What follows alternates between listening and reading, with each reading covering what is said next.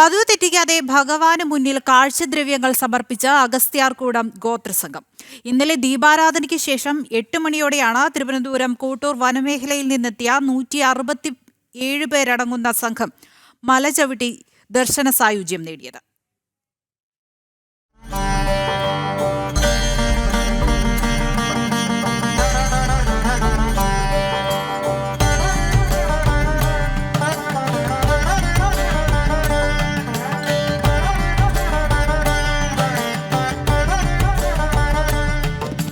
മുളങ്കുറ്റിയിൽ നിറച്ച കാട്ടുചെറുതൻ, ഈറ്റയിലും അരിച്ചൂരലിലും മെനഞ്ഞ പൂജാപാത്രങ്ങൾ, കാട്ടുകുന്തിരിക്കവും കരിമ്പും കാട്ടിൽ വിളഞ്ഞ കദളിക്കുലയും കാട്ടുപൂക്കളും അടങ്ങുന്ന വനവിഭവങ്ങൾ.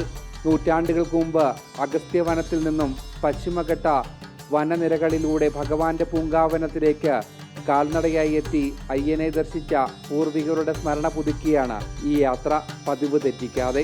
170ഓളം ആൾക്കാരാണ് നമ്മൾ ഇന്നും വർഷം പറഞ്ഞത്. കദളിക്കൊല, തേന്, ചെറുതേന്, കുന്തിരിക്കം, നമ്മൾ ഐസർകൂടം മുണ്ടന്മാടൻ തമ്പുരാൻ ക്ഷേത്രത്തിന് വരുന്നതാണ്. പിന്നെ ദേവസ്വം ബോർഡിൻ്റെ എല്ലാ സഹായവും ഉണ്ട്, പോലീസിൻ്റെയും. നമ്മൾ പമ്പ വന്നു കഴിഞ്ഞാൽ അവർ പോലീസ് ഗവൺമെൻറ്റിൻ്റെ എല്ലാ അധികാരത്തോടും കൂടി ഉദ്യോഗസ്ഥത്തോടും നമ്മൾ പറഞ്ഞത് നമ്മൾ ഒറ്റയ്ക്കൊന്നും വിടുന്നുമില്ല.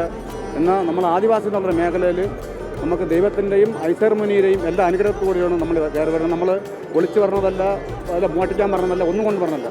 നമ്മൾ എല്ലാ കദളിക്കൊല, ചെറുതാനും എല്ലാം നമ്മൾ അയ്യപ്പനെ കാണണമെന്നും പറഞ്ഞുള്ള ഒരു അധികാരത്തിൻ്റെ പ്രശ്നം വരെയാണ്. ഇക്കുറി 167 പേരാണ് സംഘത്തിലുണ്ടായിരുന്നത്. വനത്തിൽ നിന്നും വ്രതശുദ്ധിയോടെ ശേഖരിച്ച കാഴ്ചദ്രവ്യങ്ങളാണ് അയ്യന് സമർപ്പിച്ചത്.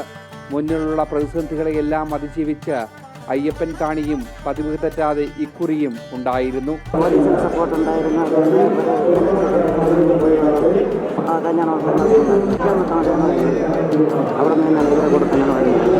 ദർശനവും അഭിഷേകവും പൂർത്തിയാക്കി രാവിലെയോടെ സംഘം മലയിറങ്ങി.